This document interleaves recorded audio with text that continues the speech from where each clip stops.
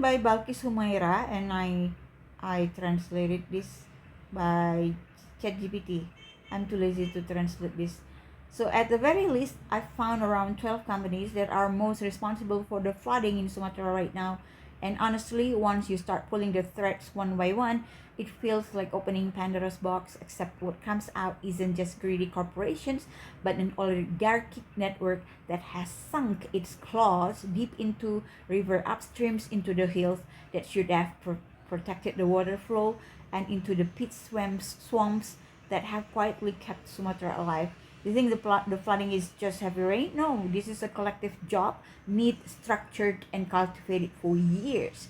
This forensic report isn't white opinion or pretentious assumptions, but the result of satellite imagery analysis, permit tracing, field verification, and map overlays that show a clear pattern across all disaster points. Every single one has been chopped, mined, shredded, and squeezed by companies whose names are deliberately blurred in mainstream reporting.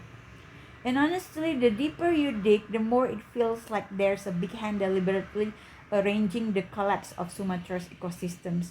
We think nature is angry? No, nature is just returning the slap after being insulted over and over again.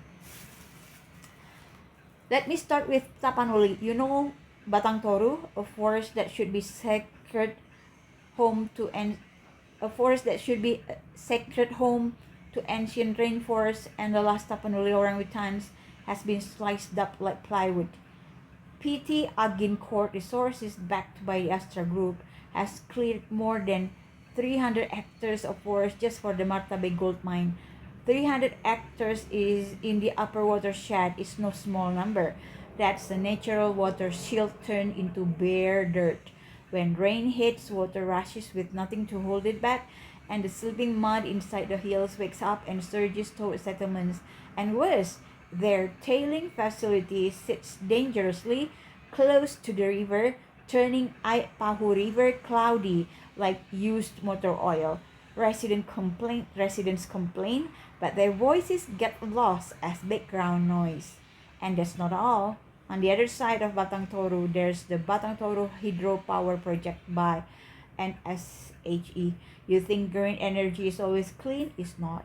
This project has cleared 350 hectares of forest from the upstream down to the river corridor, built long tunnels that alter water flow as they please, and left excavation waste piled up until it clogs the river.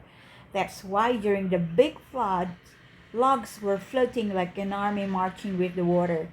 Those dead logs don't fall from the sky, they come from land clearing debris that was never handled properly. All the evidence points to one conclusion: this project didn't just reduce forest cover, it completely disrupted the hydrology of the area. And there's TPL, this massive timber company, converted natural forests into eucalyptus plantations, trees that drink absorb amounts of water, leaving the soil even less capable of absorbing rain. Northern Sumatra is basically forced to breathe through a straw, and when it rains, not only does the water overflow widely, but the hill slopes lose stability too. Now you might ask, okay, that's North Sumatra, how about Aceh? Aceh is a whole different level of frustration. The flooding that destroyed the national highway and swept away homes wasn't just heavy rain. It's tied to the enormous concession of PT Tusam Hutani Lestari, owned by none other than Prabowo Subianto, the Indonesian president. A concession of 97,000 hectares in the upstream catchment areas of Aceh Tamiang, Aceh Utara, and Subulus Salam is basically a ticking bomb. Ya Allah, Pak Prabowo, please deh.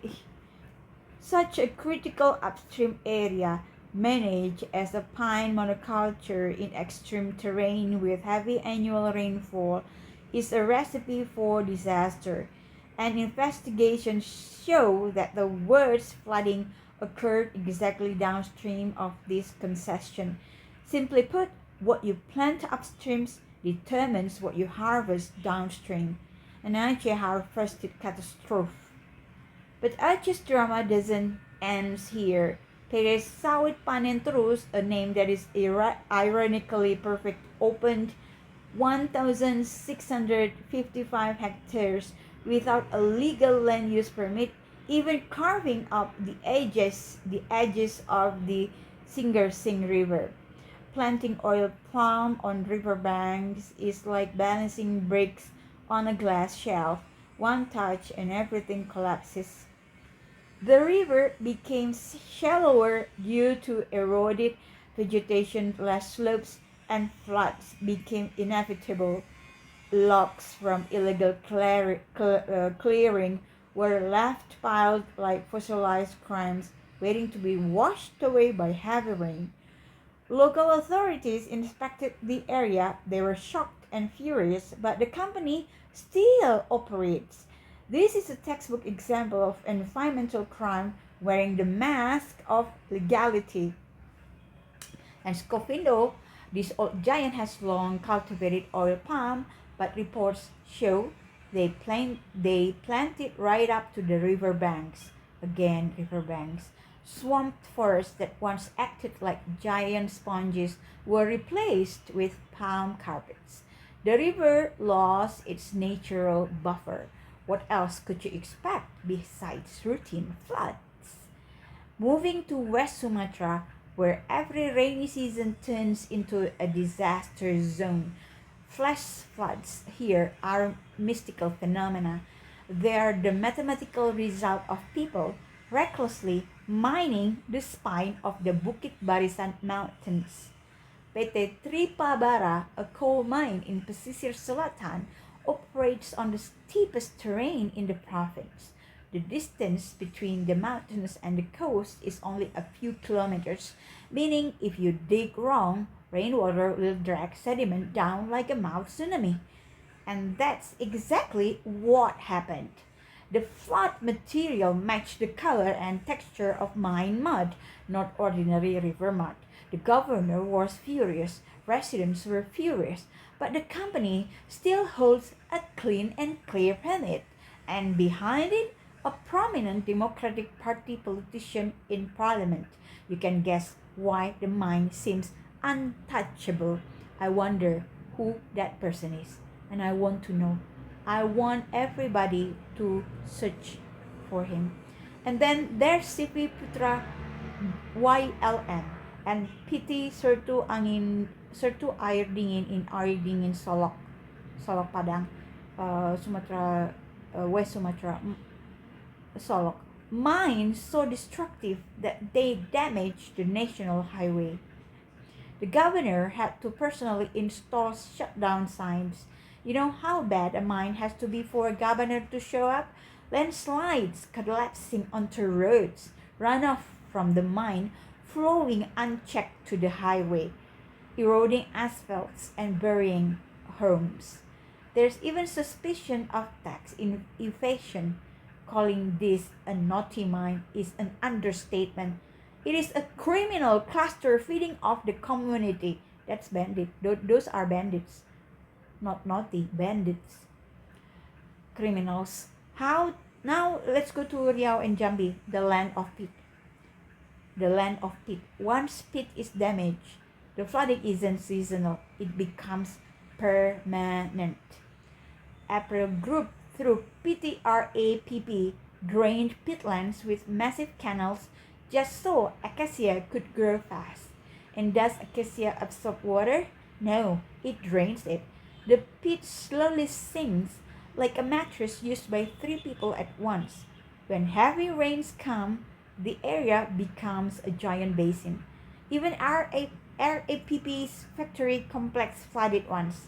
That alone is the clearest evidence that they created the problem in their own backyard. You dig canals, thin the pit layer, lower the ground level, flooding becomes guaranteed. Simple. In Jambi, PTSAS under RMK Energy built hauling roads and coal stockpiles in natural water absorbs absorption zones. Maaf ya guys, aku tuh lagi cadel, mulutku lagi bermasalah habis operasi. They blocked streams and dumped soil aggressively. Even worse, the stockpile is located near the Aur-Duri water intake for the city's drinking supply.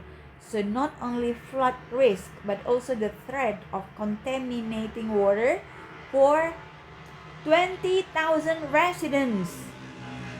WKS in Jambi, owned by APP or Sinar Mas, this is the conglomerate in Indonesia anyway, controls 290,000 hectares of industrial forest, nearly 300,000 hectares.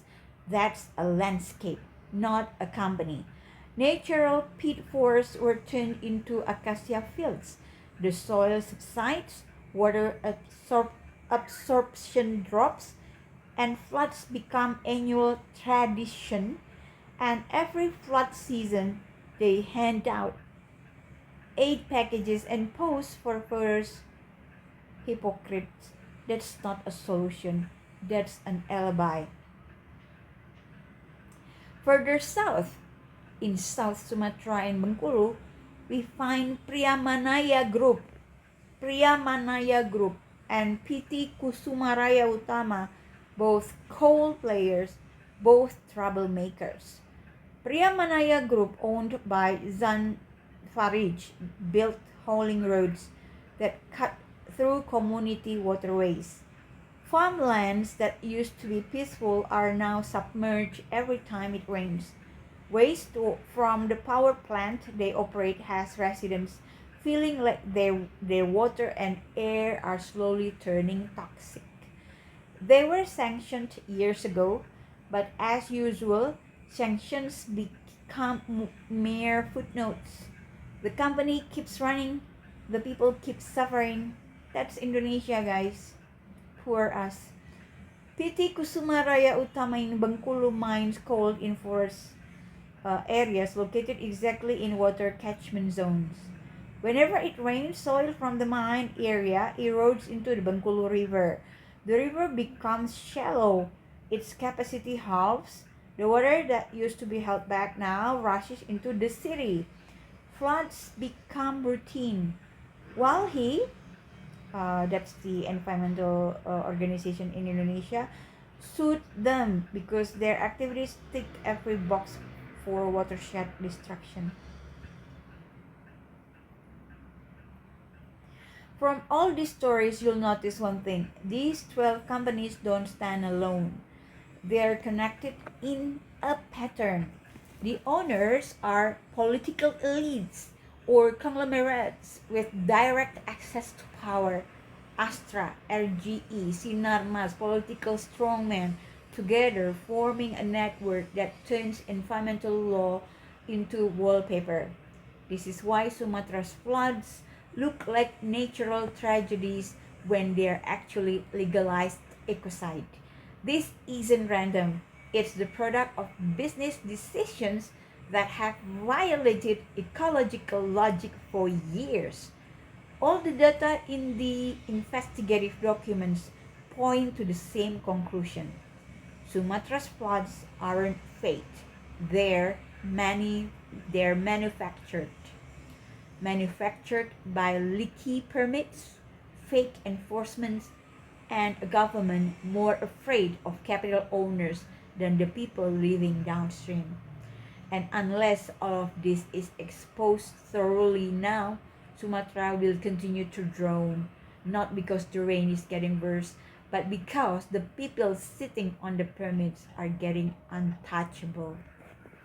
Scary Indonesia. And stop writing in your post that the floods in Sumatra is caused by the rain. No, it is not by the rain. It is by the greed of so many criminals we have in Indonesia.